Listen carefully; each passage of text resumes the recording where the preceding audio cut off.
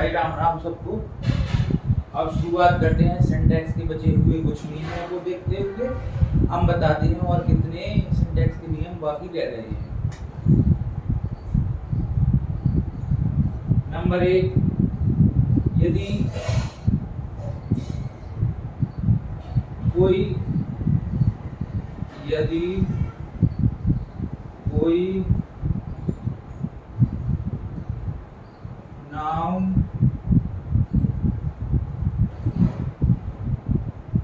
कोई noun RT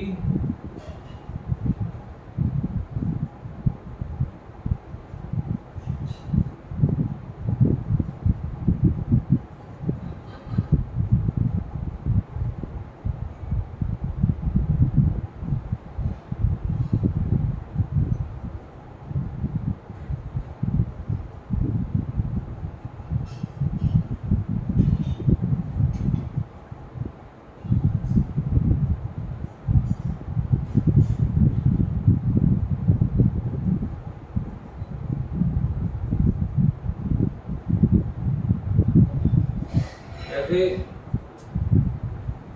A cat and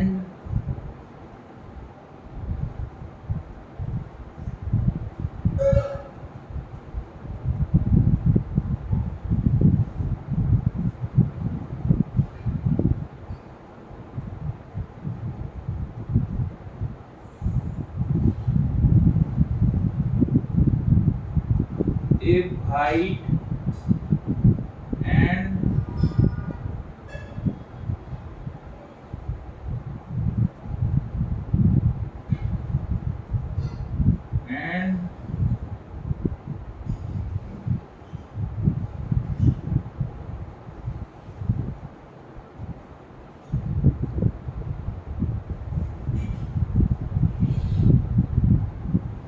a cat and a dog are going outside.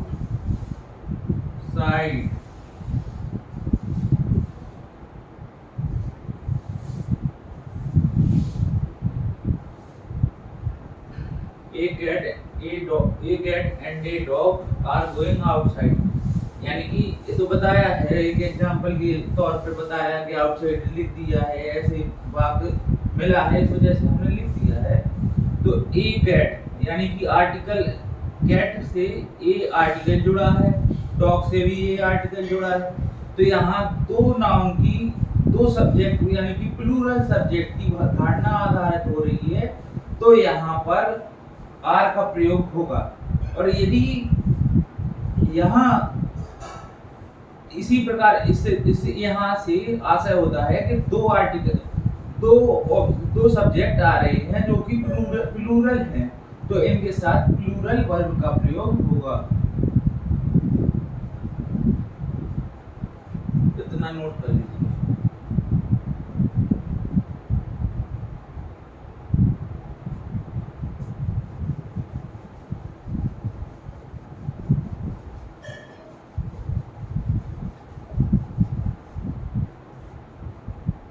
अब यदि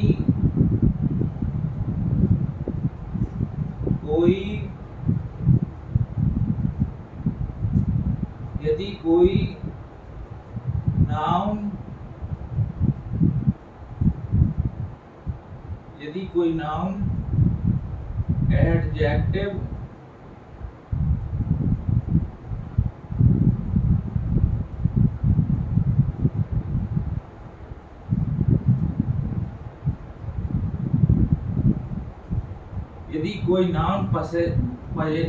possessive adjective से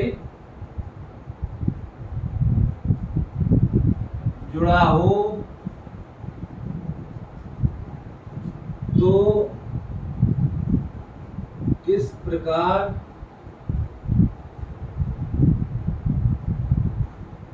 से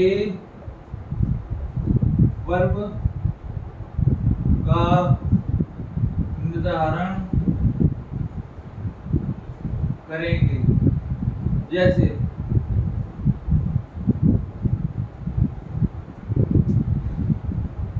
माई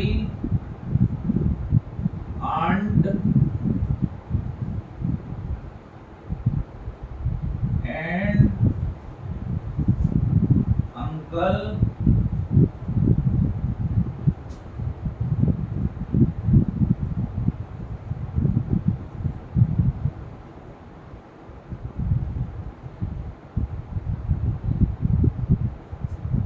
are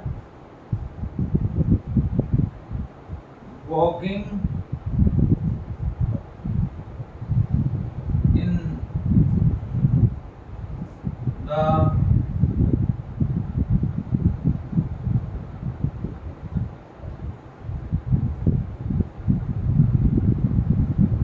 अब इसके साथ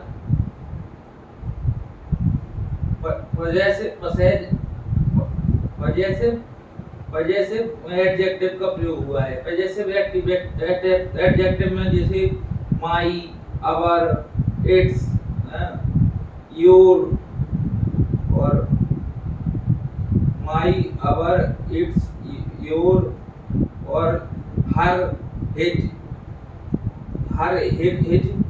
तो इस प्रकार के पजेसिव एडजेक्टिव होते हैं। तो इससे एक सिंगल नाउन का प्रयोग, एक सिंगल सब्जेक्ट माना जाता है और एक दूसरा सब्जेक्ट माना जाता है। तो इसके साथ प्लूरल वर्ब का प्रयोग होगा। तो यहाँ पर एक सब्जेक्ट इधर है, एक यहाँ है, तो यहाँ पर प्लूरल वर्ब का प्रयोग होगा।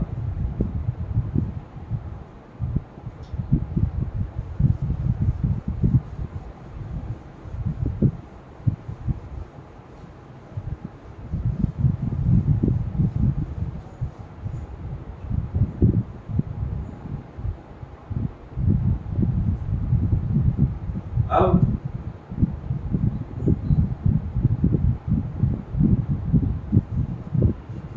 इसी प्रकार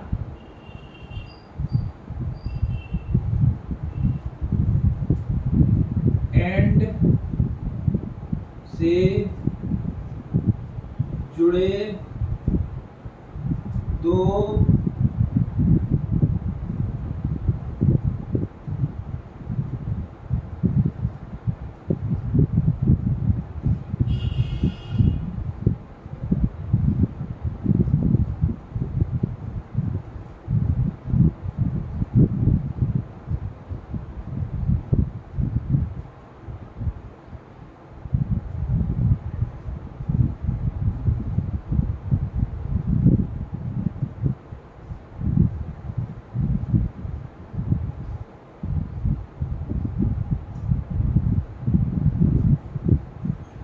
इसी प्रकार जैसे my mother and my father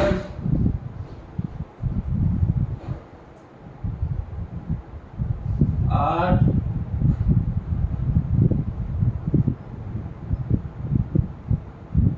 best person of India. इसी प्रकार अब भले ही उस वाक्य में जो दिया पहले आंट वाला बताया था, तो उस वाक्य में अंकल में पजेसिव एडजेक्टिव का प्रयोग नहीं हुआ था, तो इस वजह से वो सिंगुलर सब्जेक्ट था।